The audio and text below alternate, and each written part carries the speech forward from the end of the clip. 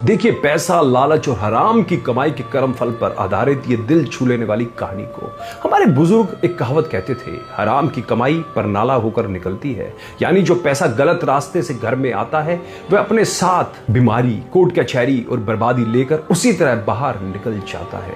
आज की कहानी इसी कड़वे सच का आईना है। एक सरकारी विभाग में दो अधिकारी थे, राघव और विमल।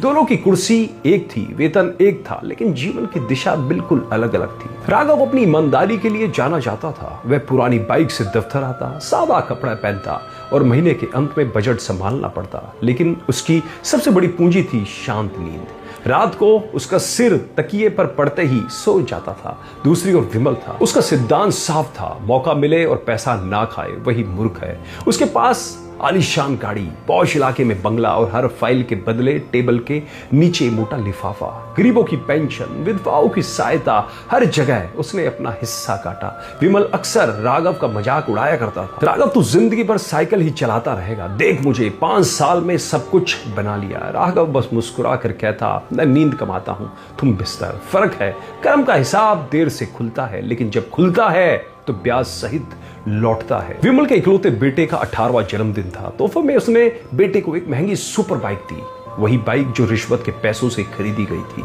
उसी रात बेटा नशे में बाइक चला रहा था। एक भीषण एक्सीडेंट हुआ। विमल का फोन बजा और उसकी दुनिया थम गई। बेटा अस्पताल में कोमा में था।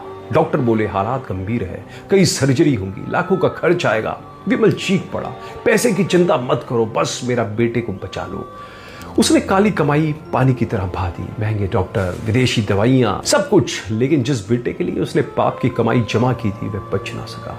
वह पैसा जो दूसरों के आंसुओं से आया था, आज उसके अपने आंसू भी नहीं पहुंच सका। बेटे की मौत के बाद घर उजड़ गया। पत्नी डिप्रेशन में चली गई। विमल को दिल का दौरा पड़ा। बंगला अब भूता मकान बन चुका था। पैसा अब दवाइयों और वकीलों की फीस में जा रहा था। एक दिन अस्पताल के गलियारे में राघव मिला। विमल व्हीलचेयर पर बैठा था, टूटा हुआ, खाली। रोते हुए बोला, राघव तुम सही थे, मैंने जहर इकट्ठा किया था और उसी जहर ने मेरा घर जला दिया। हराम की कमाई हराम रास्तों से ही बाहर जाती है।